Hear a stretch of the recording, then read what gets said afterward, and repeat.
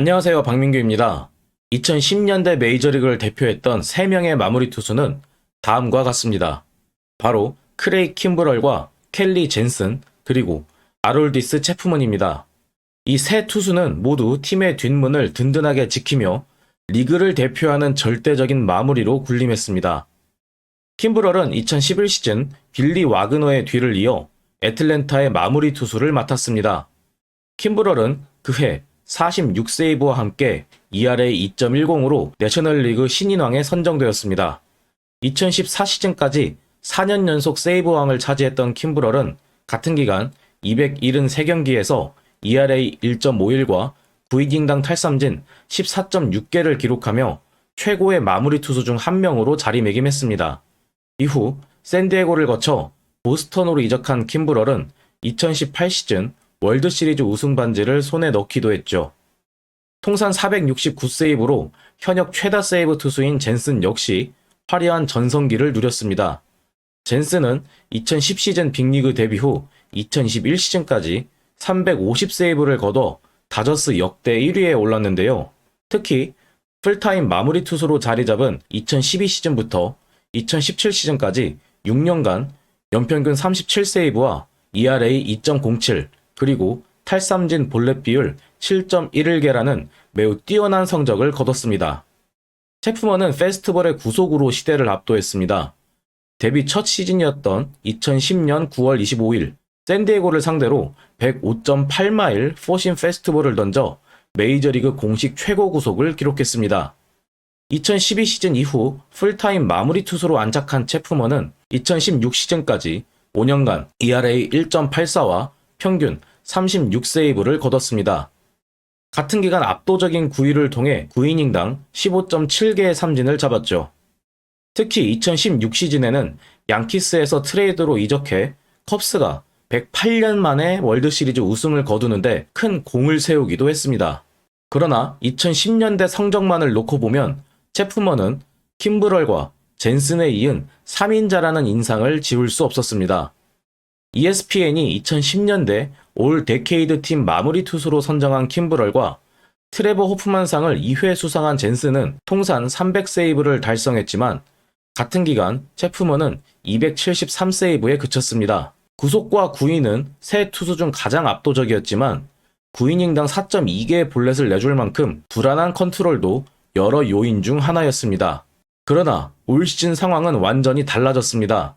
선수 생활의 황혼기를 보내고 있는 37세 동갑내기 세 투수 중 전성기 시절의 위력을 되살린 이는 체프먼 뿐입니다. 2014 시즌 이후 11년 만에 애틀랜타로 돌아왔던 킴브럴은 단 1이닝만을 소화하고 방출되었습니다.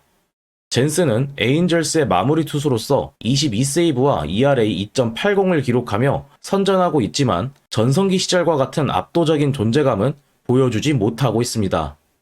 반면 체프먼은 현재 보스턴의 뒷문을 확실하게 책임지고 있는데요. 올 시즌 체프먼의 ERA는 1.18로 20세이브 이상 거둔 투수들 중 가장 낮습니다. 내리막길을 걷고 있는 킴브럴, 젠슨과는 달리 여전히 100마일의 페스티벌을 던지는 체프먼은 뛰어난 탈삼진 능력을 유지하며 부활에 성공했습니다. 2021 시즌부터 지난 시즌까지 체프먼은 9이닝당 볼넷이 무려 6.0개에 달았습니다. 이로 인해 같은 기간 ERA도 3.60으로 좋지 않았습니다. 특히 2022 시즌에는 ERA 4.46과 9이닝당 볼넷 6.9개를 기록하며 성적이 크게 떨어졌고 결국 클레이 홈즈에게 마무리 투수 자리를 내주고 말았죠. 여기에 더해 2022년 8월 타투로 인해 감염이 발생해 부상자 명단에 등재되면서 팀 일정에 큰 차질을 빚게 했습니다. 같은 해 10월에는 팀 필수 훈련에 불참해 디비전 시리즈 로스터에서 제외되는 등 양키스에서의 여정이 순탄치 않게 끝나고 말았습니다. 2022 시즌에 떨어졌던 구속과 9위를 회복했음에도 타자들과의 승부를 어려워했던 지난 두 시즌과는 달리 올 시즌에는 그동안 그를 괴롭혔던 컨트롤 난조를 완전히 극복한 모습입니다. 올 시즌 가장 두드러지는 변화라고 할 수 있죠. 이번 오프시즌 플로리다에서 개인 코치와 훈련을 시작한 체프먼은 스프링 트레이닝 동안 앤드류 베일리 투수 코치, 크리스 홀트 불펜 코치와 함께 컨트롤 및 커맨드 개선을 위한 집중 훈련을 진행했습니다.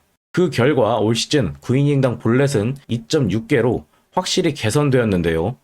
이는 2010 시즌 메이저리그 데뷔 후 개인 한 시즌 커리어 하이에 해당합니다. 컨트롤과 커맨드가 안정되자 체프먼의 강속구 위력이 한층 더 돋보이기 시작했습니다. 올 시즌 그의 포심 페스티벌 평균 구속은 98.5마일, 싱커는 99.7마일에 달하고 있습니다. 포심 페스티벌의 경우 지난 시즌 대비 0.7마일이 더 빨라졌죠. 체프먼의 페스티벌 구속은 메이저리그 상위 2% 수준으로 여전히 뛰어난 경쟁력을 자랑하고 있습니다. 포심 페스티벌 피안타율 1할 6푼, 피장타율 0.220, 싱커 피안타율 1할 1푼 5리, 피장타율 0.230으로 압도적인 효율을 보여주고 있습니다. 이처럼 페스티벌이 안정되자 변화구도 제 역할을 하기 시작했습니다.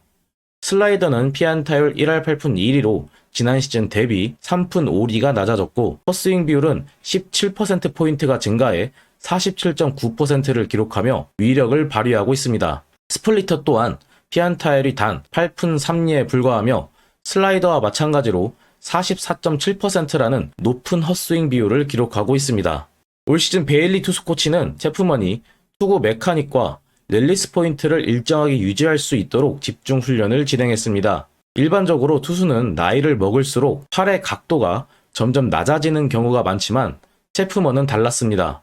2020 시즌 45도였던 그의 팔 각도는 올 시즌 52도까지 올라갔습니다. 높아진 팔 각도와 함께 릴리스 포인트가 일정해지면서 타자가 공을 예측하기 어려워졌고 이는 높은 삼진율 유지로 이어지고 있습니다. 보스턴 동료들도 그의 부활을 높이 평가하고 있습니다. 알렉스 코라 감독은 스프링 트레이닝에서 뭔가가 맞아떨어졌다. 그는 항상 준비되어 있다. 페스티벌과 변화구가 모두 인상적이다 라고 말했고 양키스에서 함께 뛴 경험이 있는 롭 레프스나이더는 37세임에도 이렇게 몸을 관리하는 모습이 정말 멋지다 라고 전했죠.